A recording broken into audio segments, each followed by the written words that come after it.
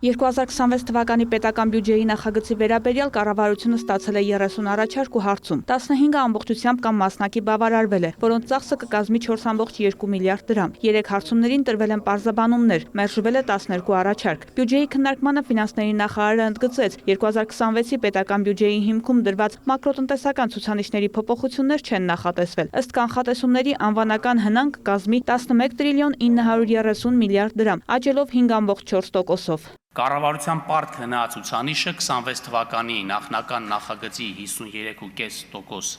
համեմատ նվազել է 0.6%-ային կետով, կազմելով 52.9%։ Պետական բյուջեի եկամուտները նախատեսվում են 3 տրիլիոն 91 միլիարդ դրամ, որը նախնական տարբերակի համեմատ նվազել է 0.2 միլիարդ դրամով։ Պաշտոնական դրամաշնորհները նվազել են 0.8 միլիարդ դրամով։ Պետական բյուջեով նախատեսվող ծախսը 3 տրիլիոն 627 միլիարդ դրամ է։ 2026 թվականի բյուջեի նախագծման ընթացքում տարաձայնությունները պետական տարբեր գերատեսչությունների միջև քիչ են եղել, որովհետև ունեն միևնույն նպատակները, կարևորեց ֆինանսների նախարարը։ 25 թվականի բյուջեի կատարման ընթացքի մեր վերջին վերլուծությունները հիմք են տալիս կանխատեսելու, որ 25 թվականի ավարտին ծրագրված 5.5% բյուջեի դեֆիցիտի փոխարեն կունենանք 5%-ը չգերազանցող դեֆիցիտի մակարդակ, ինչի արդյունքում պետական պարտքը չի հատի ՀՆԱ նկատմամբ 50% շեմը։ Այս ամենով հանդերձ է, որ 26 թվական մուտք են գործում ավելի վստահ, քան երբևէ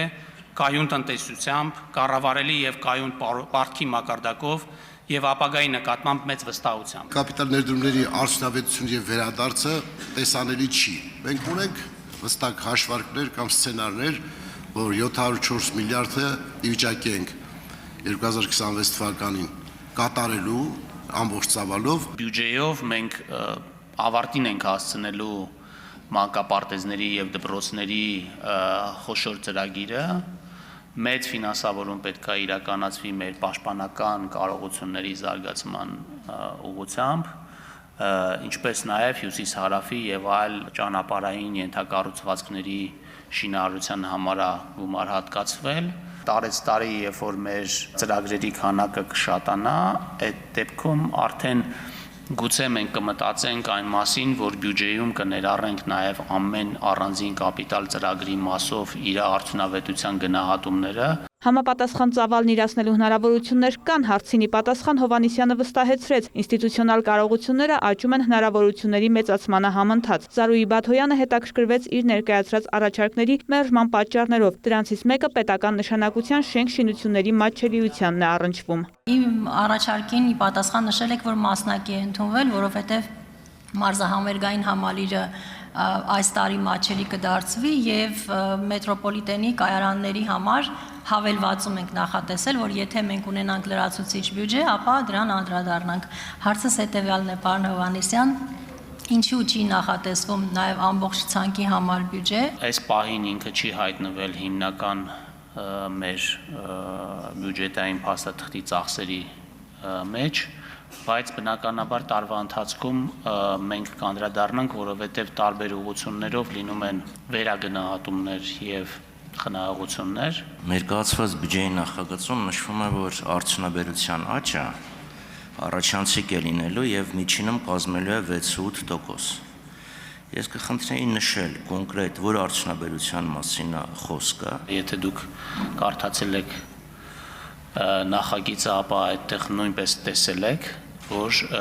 գործոններից էականը ամուլսարի գործոնն է լինելու։ Արդեն ելույթում Արթուր Խաչատրյանը շարունակեց, թե իշխանությունները հույսը դնում են հանքարդյունաբերության վրա։ Այնպես որ սիրելի հայրենակիցներ, մի հավատացեք իրենց այս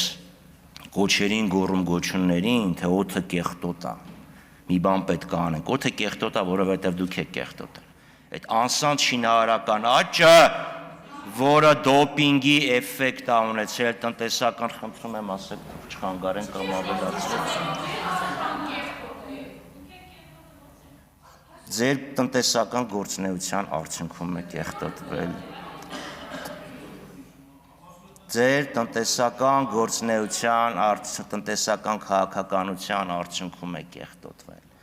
որովհետև այն անսանտ շինարարությունը, որը դոպինգի էֆեկտ է ունեցել կարճաժամկետ, բերել է այս իրավիճակին,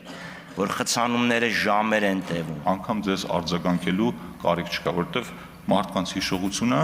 ոչ մեկը չի ջնջել ու մարդիկ շատ լավ կարողանում են համեմատել։ Կարելի ասել ամփոփիչ քննարկում է ու հույս ունեմ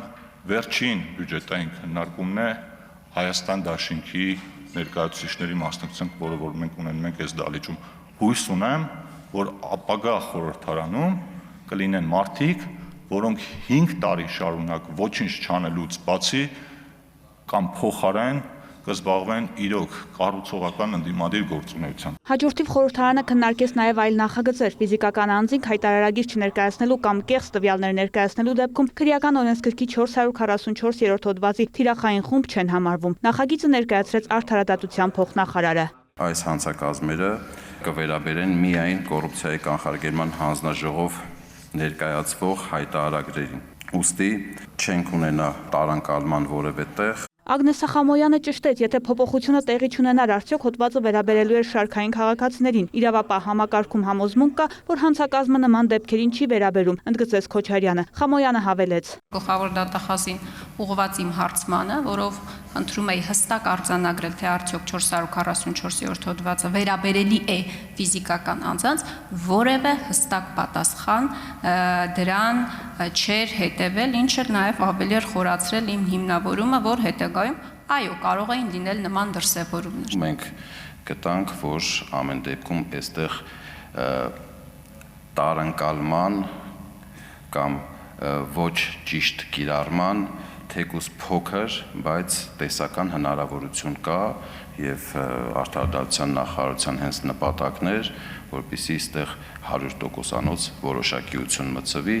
2026 թվականի հունվարի 1-ից հետախուզությունն այլևս չի համարվի ազգային անվտանգության ծառայության գործունեության հիմնական ուղղություններից մեկը, ներկայացրեց ծառայության տնօրենի տեղակալը։ Կներկայացվեն ծառայության կողմից արտաքին հակահետախուզական գործունեության սահմանները, ինչպես նաև ծառայության կողմից տարբեր տեղեկատվական համակարգերից օգտվելու գործընթացը։ Խորհրդարանը քննարկեց նաև կիբերանվտանգության ջրային օրենսգրքում փոփոխություն կատարելու մասին եւ մի շարք այլ նախագծեր։ Վարդուհի Արզումանյան, Հովանես Քյոսեյան, լուրեր։